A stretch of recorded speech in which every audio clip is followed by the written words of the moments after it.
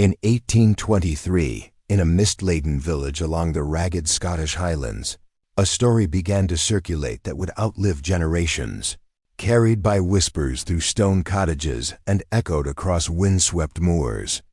It was the story of a girl who appeared ordinary in every sense, save for one inexplicable detail. She cast no shadow. Her name was Elspeth Moore, the daughter of a humble shepherd, a child born into the harsh but familiar rhythms of Highland life. She was quiet, withdrawn, her pale features blending easily with the gray skies and damp fields of her homeland.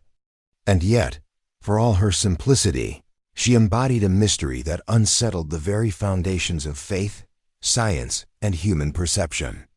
It began innocuously enough. As a toddler, villagers noticed she left no outline upon church walls when sunlight streamed through stained glass.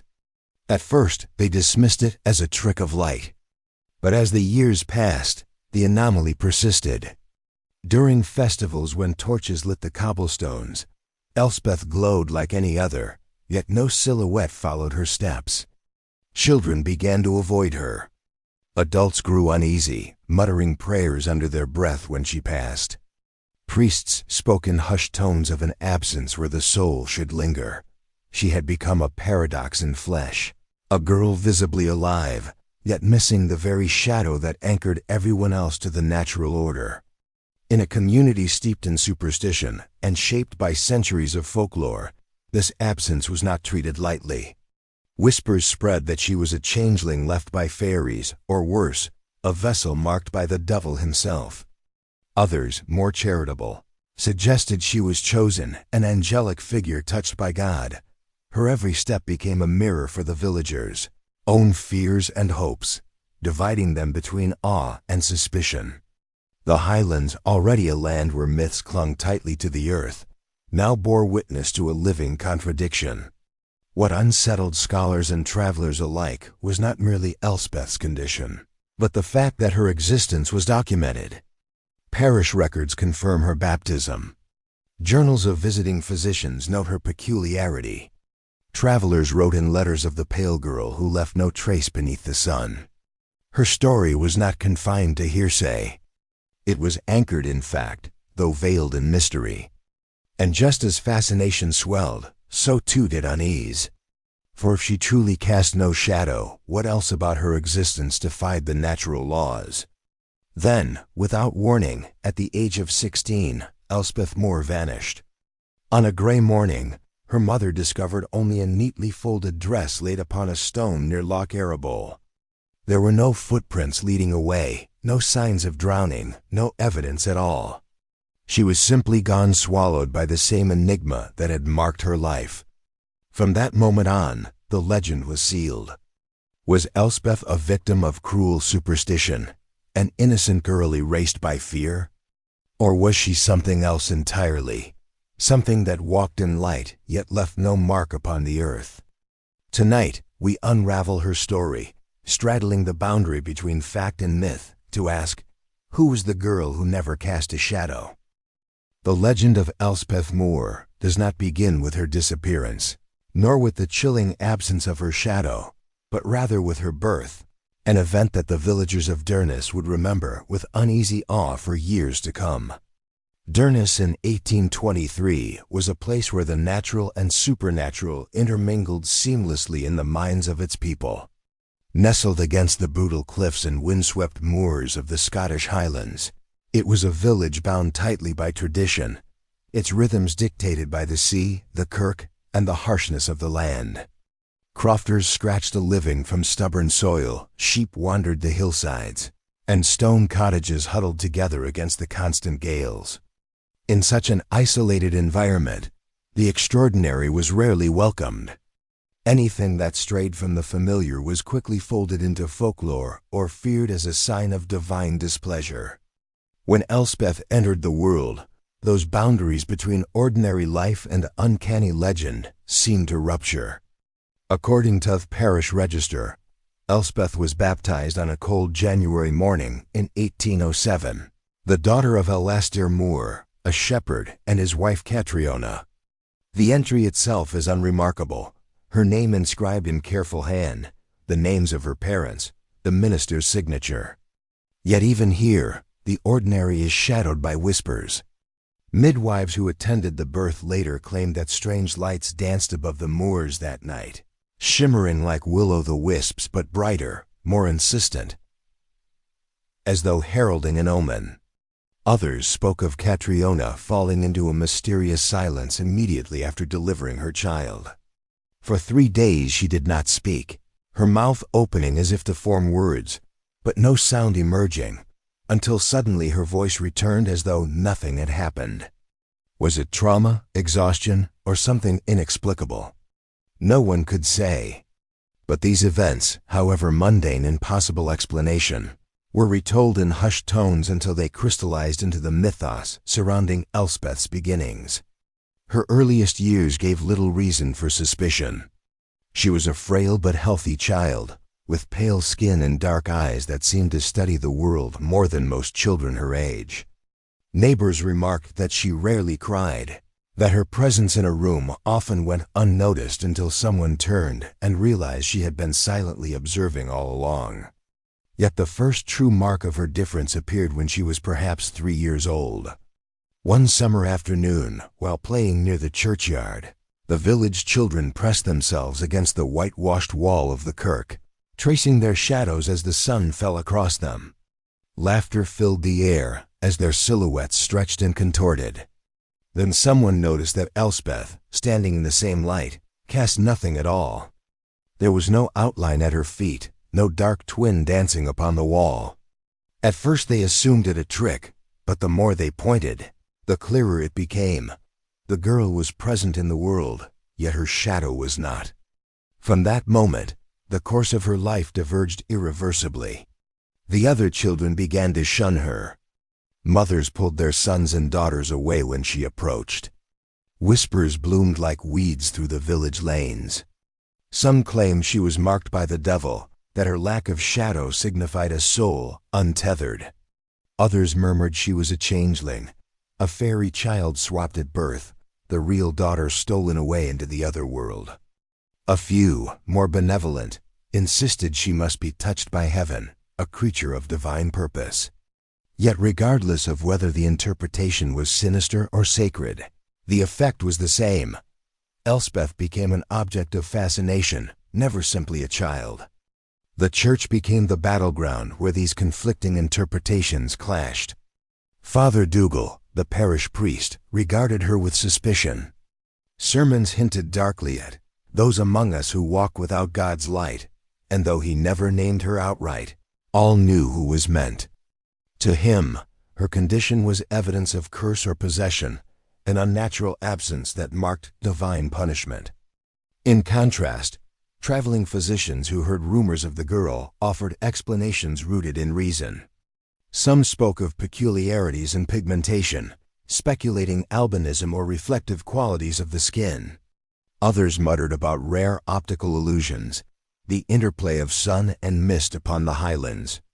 A few went further, suggesting the villagers themselves suffered from mass hysteria, their superstition conjuring anomalies where none existed. And yet, when these outsiders attempted to observe Elspeth, they found their explanations faltering. Reports exist in journals. A physician from Inverness wrote in 1812, "Alas, most ordinary in form and manner, save that she doth yield no shade under daylight, nor candle flame."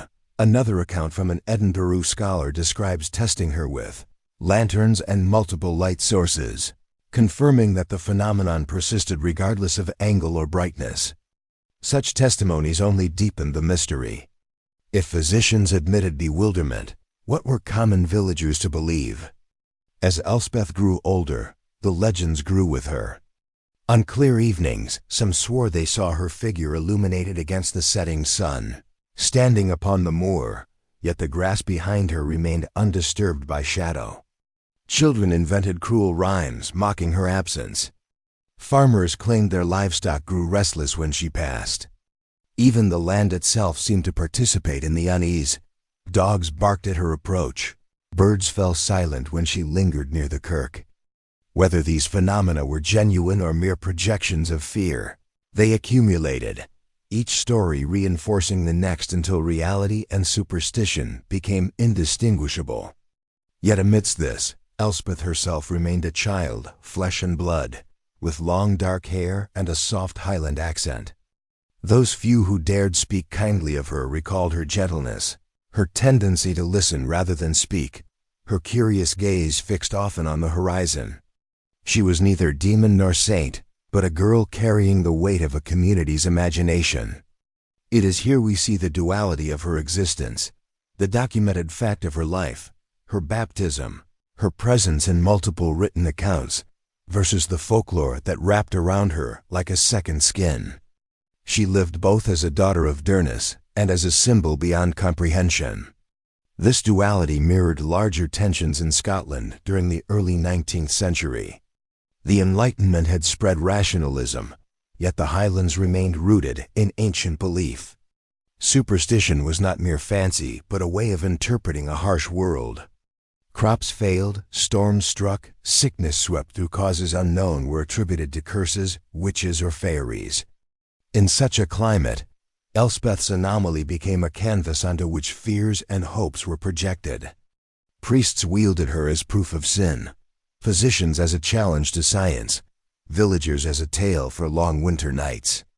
She was transformed into something larger than herself, a contested symbol in the struggle between faith and reason. One must imagine what life within this crucible felt like for Elspeth.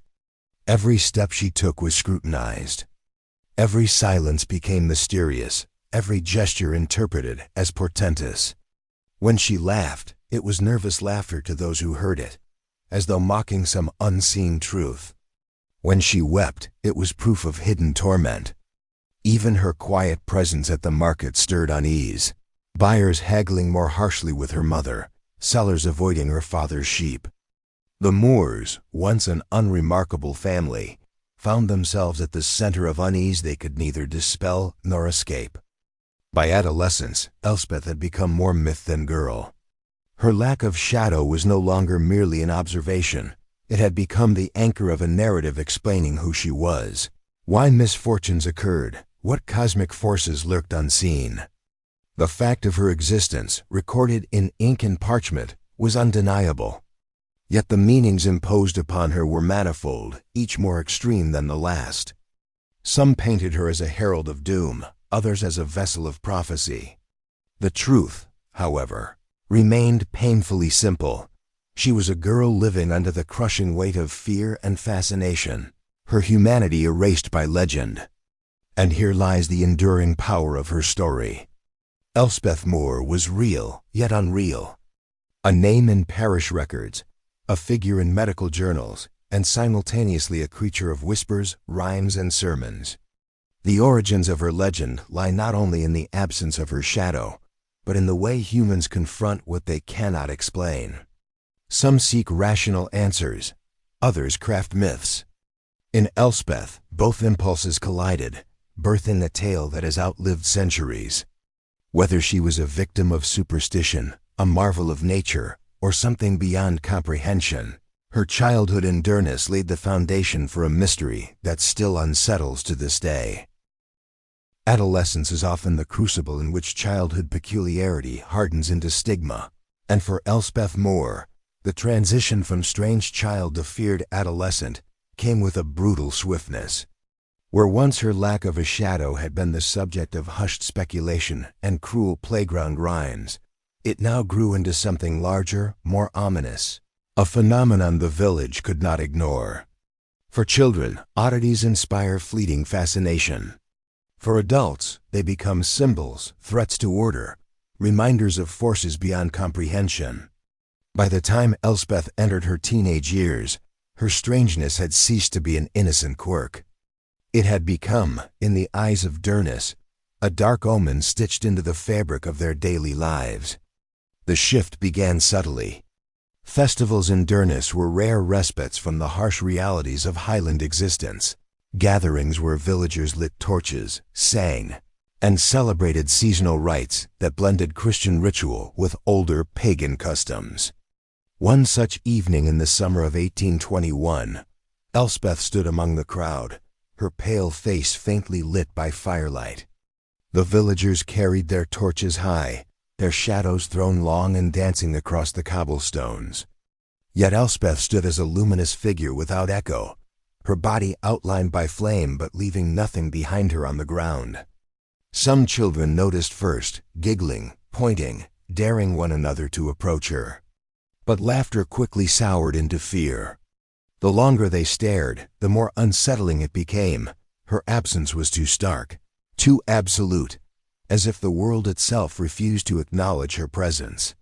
The giggles dissolved into screams. The children fled, tugging their parents' sleeves, demanding explanations.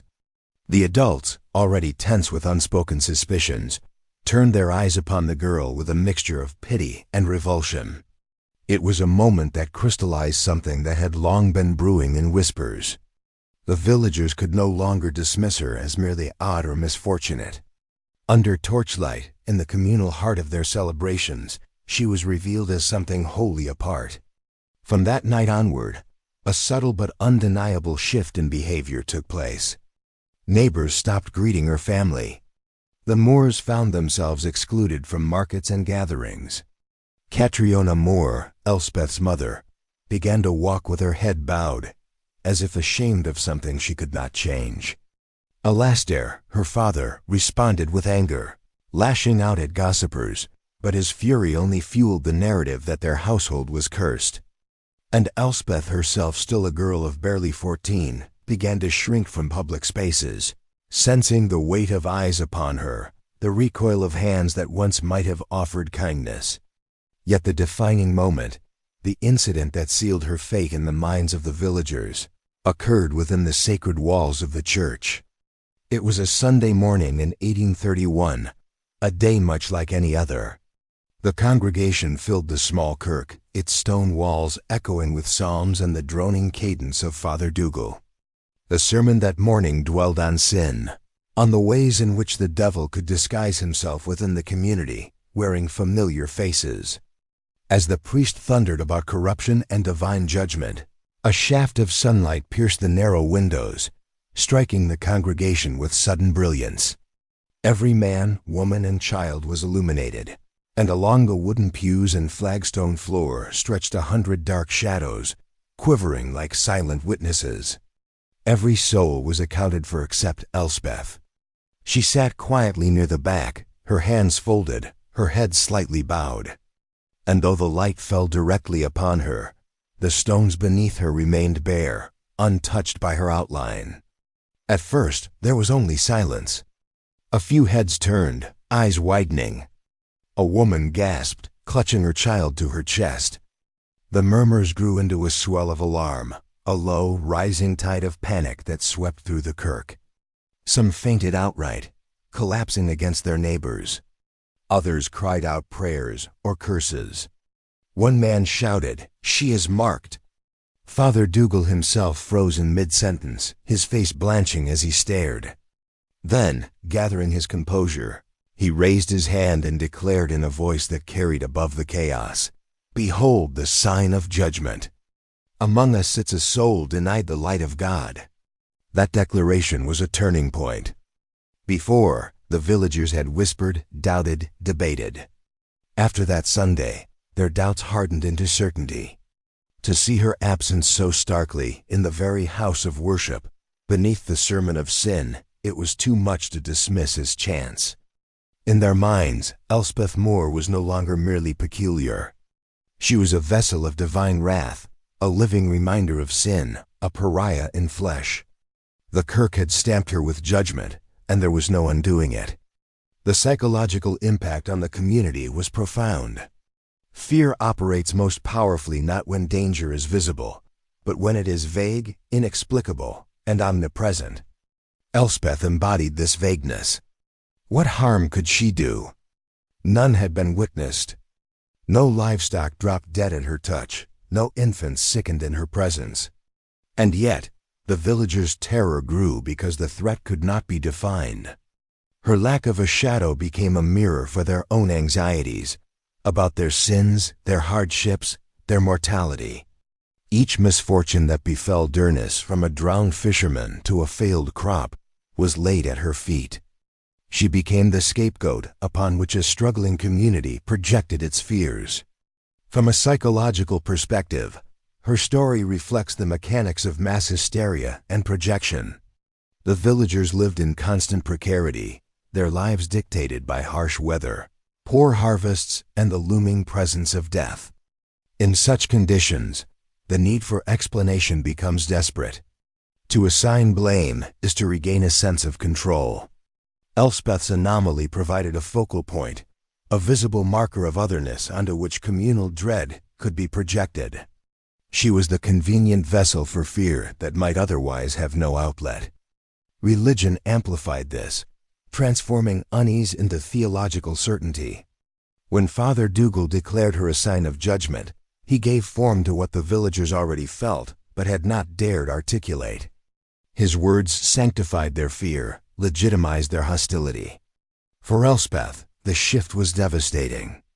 Her peers no longer taunted her playfully. They now fled at the mere sight of her. Market vendors refused to take coins from her hand. Children were warned not to look her in the eye, lest they invite misfortune. At night, rocks were thrown at the Moor's cottage. Graffiti appeared on the kirk wall, crude crosses painted upside down, with her initials scrawled beneath. Isolation pressed in from every direction. She was no longer just an outcast but a symbol of contamination, a figure so terrifying that her very presence seemed to demand erasure. And yet, accounts suggest she bore her fate with a kind of eerie composure. Witnesses described her as quiet, watchful, never answering accusations, never defending herself. Some took her silence as further proof of her guilt, as if she were withholding secrets too dark to confess. Others, more compassionate, saw in her stillness a profound sadness, the resignation of a girl condemned not for what she had done, but for what she was perceived to be. This duality, innocence versus condemnation, became the defining lens through which her story was remembered. The villagers' terror culminated in smaller but telling acts of ritual exclusion. During one festival, it is said she was denied bread at the communal table, left standing as others feasted. During a funeral, when shadows of mourners stretched long across the graveyard, her absence was noted again, and whispers spread that she consorted with the dead. Even the landscape seemed to conspire against her.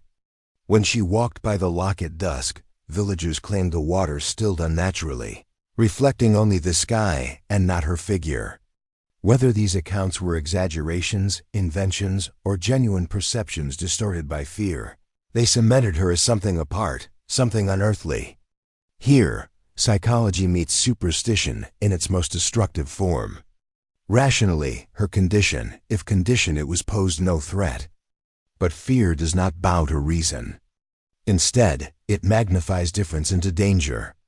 The villagers' dread was less about Elspeth herself than about the mirror she held up to them, a reminder of mystery in a world that demanded certainty, a gap in the natural order that mocked their faith and their fragile sense of control.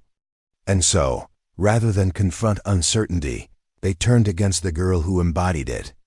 This growing fear foreshadowed the tragedy to come.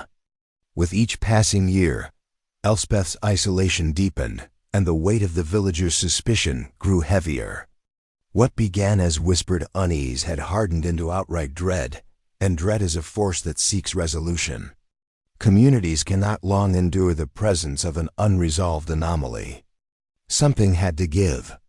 The seeds of her disappearance, her eventual erasure, were already sown in those moments under torchlight, in that shaft of sunlight within the kirk, in the widening gulf between innocence and condemnation. Thus, the first signs of fear were not just about shadows or the lack thereof, but about the deeper shadows within the human psyche, the need to explain the inexplicable, the urge to scapegoat the vulnerable, the terror of living beside a mystery that refused to be solved. In Elspeth Moor, the villagers of Durness confronted something they could neither categorize nor control, and their fear, once ignited, would prove unstoppable. The disappearance of Elspeth Moor might have ended her story, But in truth, it only transformed her from a village anomaly into a subject of wider fascination. What had begun as whispers along the lanes of Durness soon filtered outward, traveling along the same channels that carried news of storms and markets, deaths and births. By the mid-19th century, her name appeared not only in parish records, but also in journals, letters, and the notes of traveling scholars who passed through the Highlands in search of folklore and mystery. Elspeth was no longer merely a Highland curiosity. She had become a case study in the uneasy borderland between science and the supernatural. To the villagers she was a curse, to the priests a sign of divine judgment, but to the physicians and natural philosophers of the age, she represented something tantalizing, a phenomenon that might either confirm superstition or unravel it entirely. In the wake of her disappearance, scholars began piecing together testimonies like fragments of a shattered mirror. Parishioners swore they had witnessed her seated in church, bathed in sunlight, with no shadow beneath her feet. Farmers claimed she could walk across the fields at dusk and leave no trace upon the grass. Children, half in terror and half in awe, repeated the story that she could stand in the center of a torch-lit circle and remain unmarked while every other body threw flickering silhouettes on the walls. These accounts seemed too consistent to dismiss entirely, yet too extraordinary to accept without hesitation. The debate began to polarize. On one side, the rising authority of Enlightenment rationalism, and on the other, the stubborn persistence of religious and folkloric belief. The rationalists sought natural explanations, and in doing so revealed as much about the era's anxieties as about Elspeth herself. Some suggested she suffered from an unusual form of albinism, her pale skin reflecting light in such a way that her shadow dissolved against bright surfaces. Yet this theory faltered, for those who claimed to have seen her swore that no matter the angle of sun or candle, no darkness clung to her form. Others speculated about rare atmospheric conditions, mists that bent rays, illusions created by reflected light from the loch. A physician named Dr. Malcolm Ainsworth, who visited Durness in 1832, proposed in his notes that villagers had fallen prey to a collective delusion, their perceptions shaped by gossip and fear. He wrote, "The mind, when primed with dread, will conjure absence where presence lies, and may erase the most ordinary shadow from its vision." But even Ainsworth admitted uneasily that he had examined the kirk itself on a clear day and found parishioners adamant that her outline had been missing, though he could not replicate the conditions.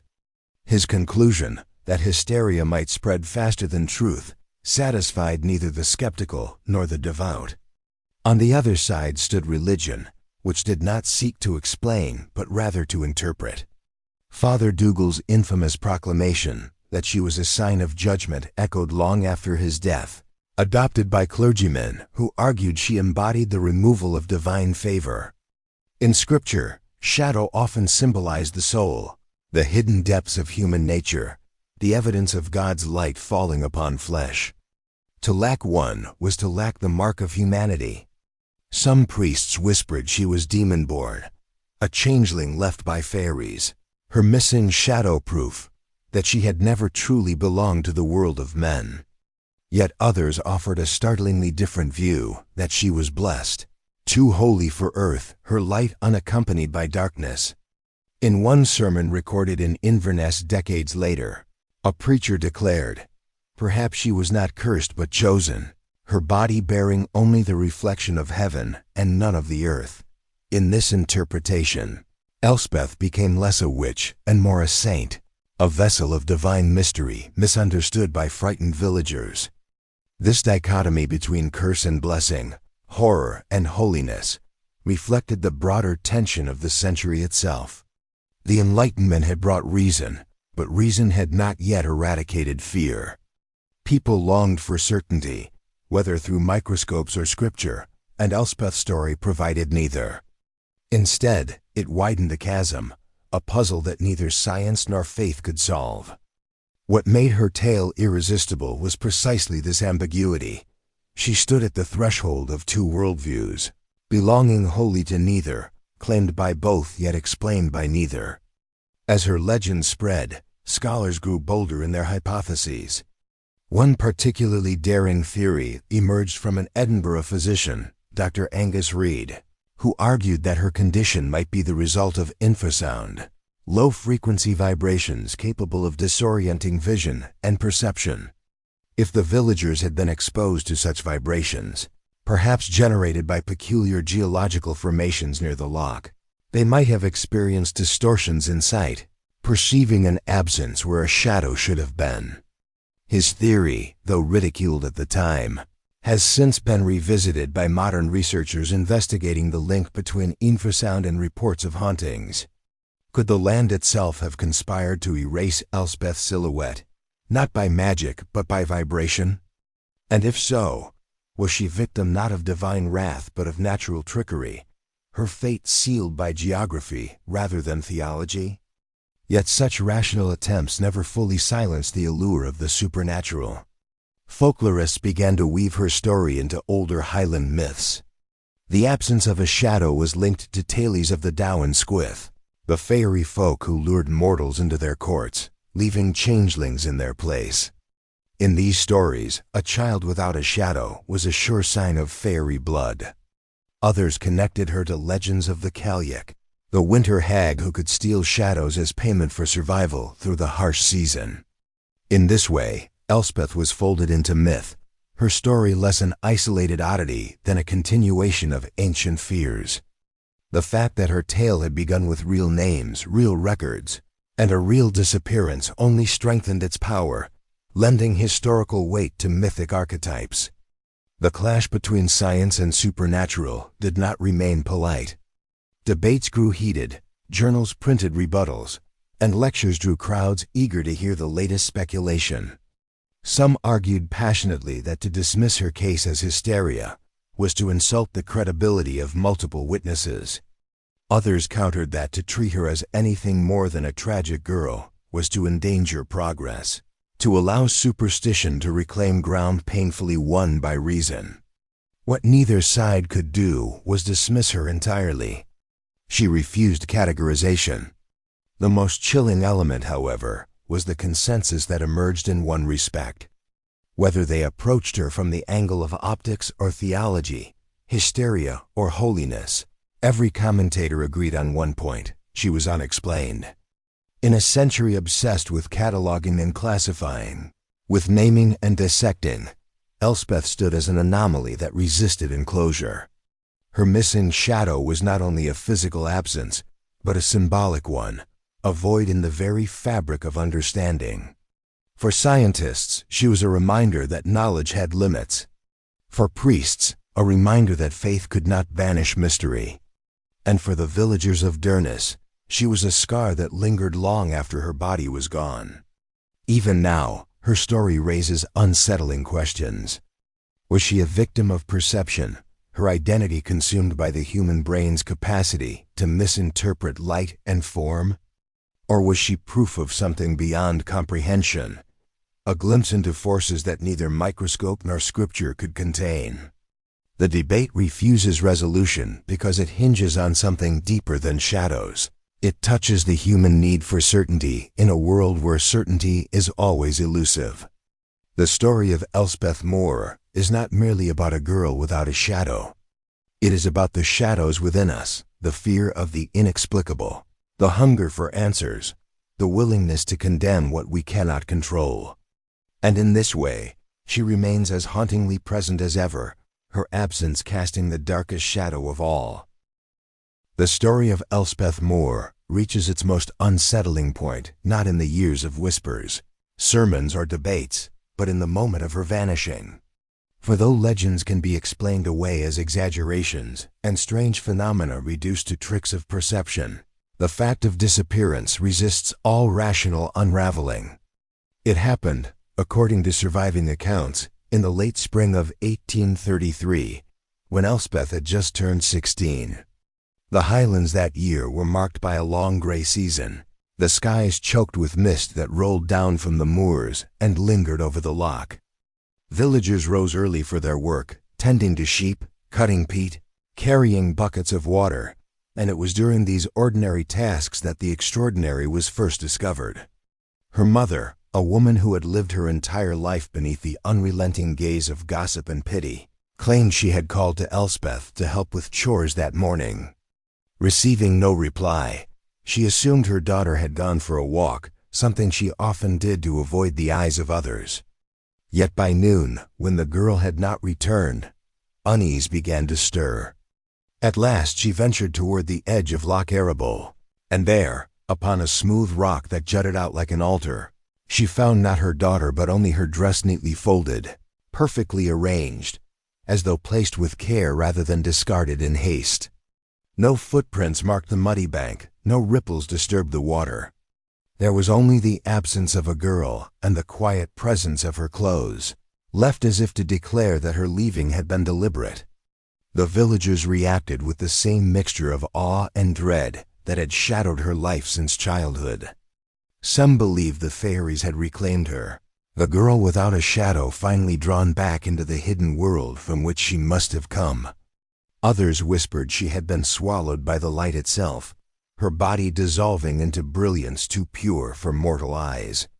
A few, with grim satisfaction, claimed the curse had lifted, that her absence meant the land could breathe again.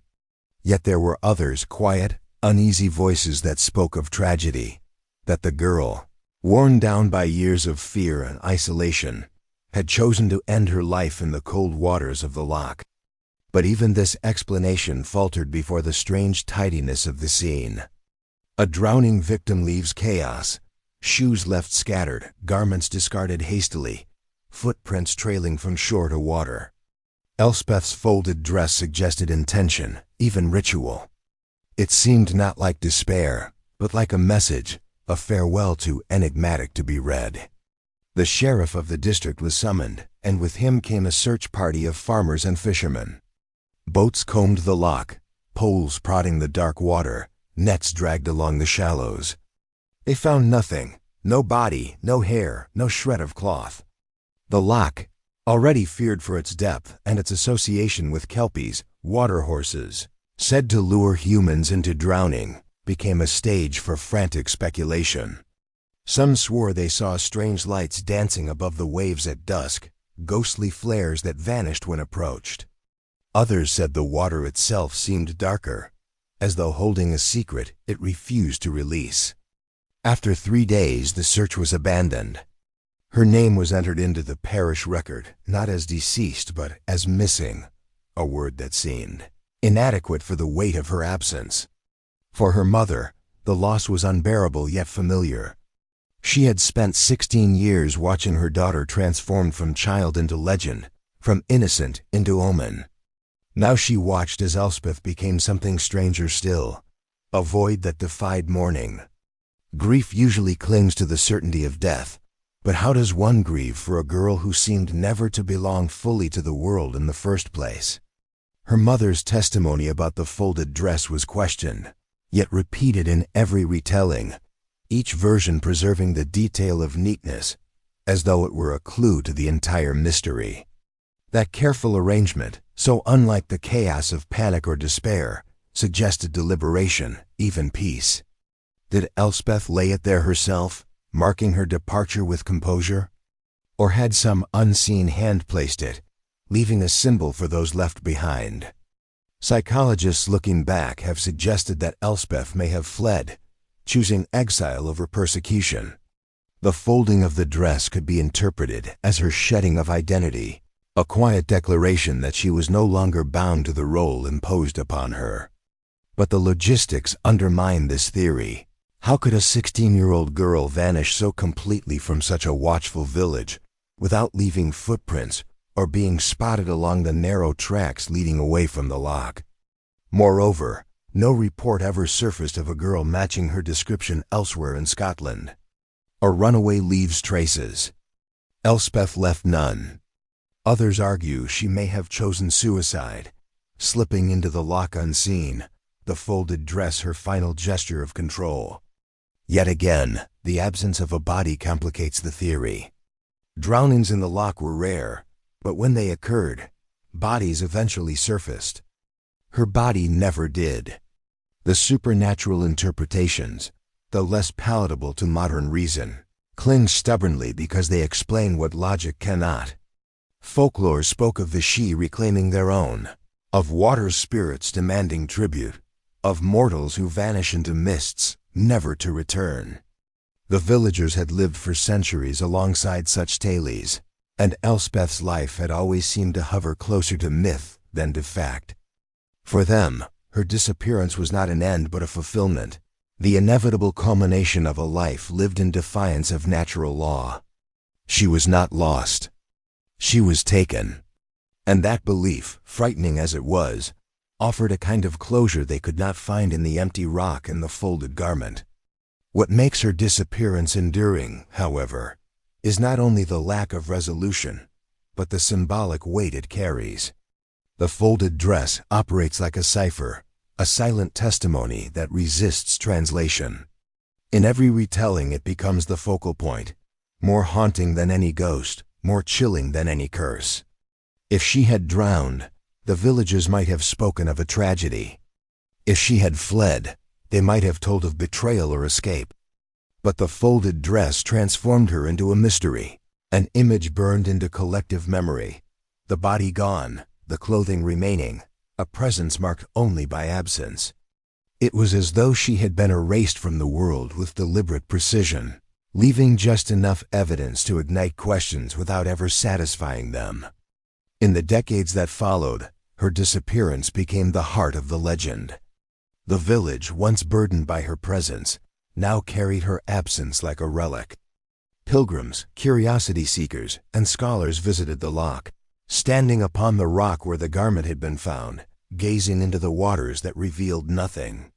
Sermons were preached declaring her vanishing a parable of judgment, while ballads were sung portraying her as a maiden stolen by the fairies. Each interpretation added another layer, but none dissolved the strangeness of the original scene. The folded dress endured as an icon, at once simple and inscrutable, an object too ordinary to be invented and too extraordinary to be ignored. From a psychological perspective, the villagers' alternating grief and relief speaks volumes about the burden she had come to represent. To some, her loss was a wound, a reminder that fear had driven an innocent girl to a fate they could neither name nor prevent. To others, it was liberation, the lifting of a presence that unsettled their sense of order. Her disappearance thus served as a mirror, reflecting back the collective guilt, fear, and longing of the community. She had been shaped by their superstitions, and in her absence they continued to shape her story, finding in it whatever lesson or comfort they required. And yet, across all interpretations, across science and superstition, grief and relief, one truth remained constant: no one ever saw her again. The loch gave nothing back, the land held no trace, and the world swallowed her name as though it had always belonged to silence. The girl without a shadow became the girl without a grave, her absence more powerful than her presence had ever been. In that absence lies the essence of the legend. For while shadows may vanish under certain lights, and while memories may blur with time, the mystery of Elspeth Moore remains unbroken, her folded dress still lying, in imagination if not in fact, upon the cold rock by Loch Arable, signaling not only departure, but the enduring inability of the human mind to accept what it cannot explain. Long after the disappearance of Elspeth Moore, her absence did not fade into silence. Instead, it seemed to thicken around the loch, seeping into generations that never met her yet swore they felt her presence. Survivors of those early years, neighbors, parishioners, even kin passed their stories down in hushed tones, and with each telling the legend became at once more human and more impossible. These survivors' accounts form the bedrock of the mystery, for though skeptics claim memory bends, exaggerates, and distorts, there is something unnerving about how consistently they describe the same phenomenon: the missing shadow, the unease that clung to her, and the uncanny way her disappearance refused resolution. What follows is not merely folklore, but testimony, statements preserved in journals, parish records, and oral tradition, all of which converge into a chorus of voices that cannot be dismissed as invention alone. The theories spun from these accounts, scientific, supernatural, conspiratorial, each attempt to grasp the ungraspable. Yet every attempt collapses, leaving only the same haunting void, the space where Elspeth's shadow should have been, and the silence that continues to echo centuries later. Some of the earliest survivors' recollections come from villagers who were children when Elspeth was alive. One man, writing in his old age, recalled the day he and his companions dared each other to stand beside her during a village festival. The torches lit the cobblestones with trembling light, and though every child's shadow stretched and danced like elongated specters, hers remained absent. It was like standing beside emptiness itself, he confessed. And though she smiled at us kindly, we fled as though chased. His memory, written decades later, might have been colored by superstition, yet it echoed nearly word for word the testimony of another villager, a woman who had been no more than 7 when she sat near Elspeth at a church sermon. She swore that the lack of a shadow was not subtle, not something one might overlook, but as glaring as the sun itself, that so many remembered her strangeness not as rumor, but as lived experience complicates the skeptic's claim that hysteria alone produced the legend. Then there were accounts not from villagers but from travelers. A parish journal notes the visit of a doctor from Inverness, who, upon examining Elspeth in broad daylight, admitted he could not account for the phenomenon. His notes, smudged with age, record his astonishment. The child stands upright, the light unobstructed, yet the earth receives nothing from her form. I placed my hand in demonstration, and my shadow appeared at once. Her body, however, betrayed no trace upon the ground. Such testimony has been preserved and debated, with some arguing the doctor was indulging local fantasy, while others insist his professional standing makes the observation credible. As generations passed, the survivors of her time dwindled, but their stories did not. Descendants reported uncanny sensations near Loch Arabol, footsteps crunching on gravel with no body attached, whispers carrying over still water when no one stood nearby, and most chillingly, sightings of a pale figure at dusk wandering the moors. These sightings almost always emphasize the same detail, that the figure, if indeed it was a girl at all, left no shadow even in the glow of lantern or moonlight. Skeptics argue that mist and moon can play tricks on the eye, distorting perception and creating the illusion of shadowlessness.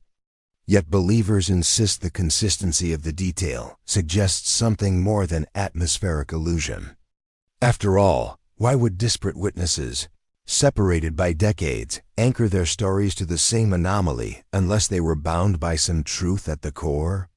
Theories sprouted as persistently as heather on the hills. Scientific minds suggested optical anomalies. Some argued that the mists of the highlands, dense and refractive, could obscure shadows under certain conditions, particularly near reflective surfaces like water or stone.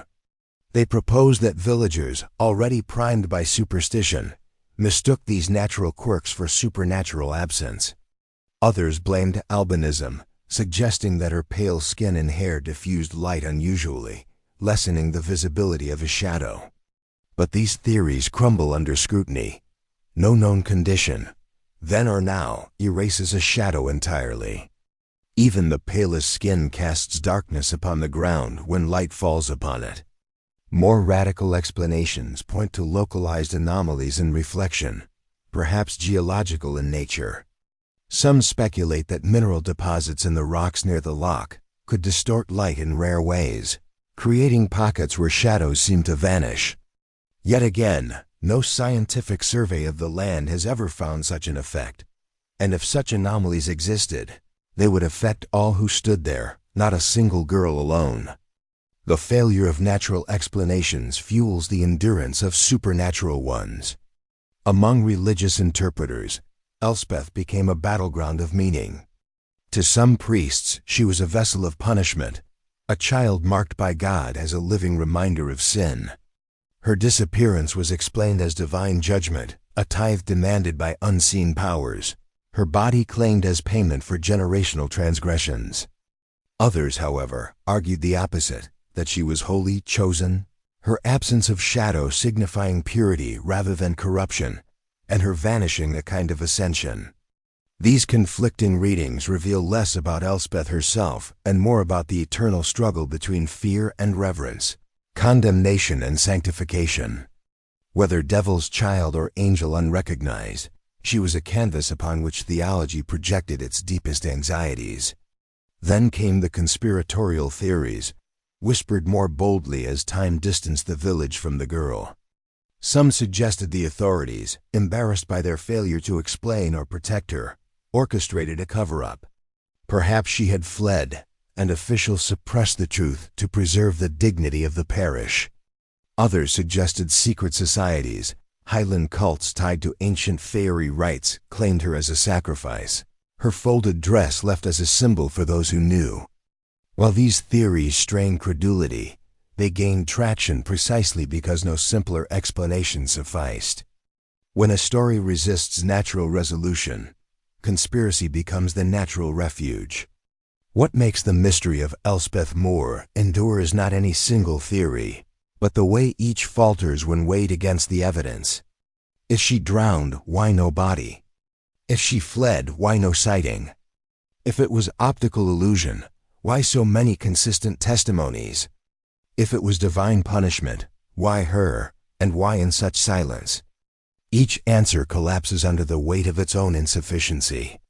What remains is the silence itself, the same silence that villagers felt in her presence, that lingered in the loch after her disappearance, and that seems to seep into the testimonies of all who speak of her. Modern psychology offers one more lens, though it too fails to settle the matter.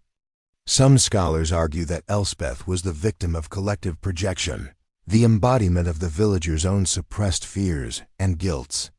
In times of hardship, communities often locate their anxieties in a single figure, transforming an innocent into a scapegoat. Elspeth's lack of shadow, whether real or imagined, gave them the perfect symbol of otherness. Her disappearance, whether by flight or death, allowed them to seal that symbol in legend, absolving themselves of guilt by elevating her into myth. Yet even psychology cannot erase the stubborn material detail of the folded dress, arranged so carefully it defies interpretation. Was it a gesture of control from a girl desperate to reclaim her narrative, or the signature of something wholly beyond human comprehension? What is left, then, are not answers but echoes. Survivors' accounts echo across time, retold by descendants who swear they still hear footsteps by the loch. Theories echo in academic journals and folklore studies, debated endlessly yet never resolved. Theories echo even louder in taverns and online forums centuries later, as strangers argue whether Elspeth was an invention, a victim, or a visitation. Yet at the heart of all these echoes lies the same silence, the same absence, the same shadow that never was. In this way, Elspeth Moore endures not as a solved case, but as an open wound in the human imagination. She was a real girl, recorded in baptismal records, remembered in journals, mourned by her mother. And yet she was also more than real, a symbol of how easily human fear transforms the ordinary into the uncanny, how a single unexplainable detail can spiral into centuries of legend. Whether she was destroyed by superstition or carried away by something beyond human understanding, her story refuses to settle. Perhaps that is the point. Legends that are solved wither into history. Legends that remain unsolved grow immortal. And so the survivors' voices, fractured and fading though they are, continue to bind Elspeth to the land.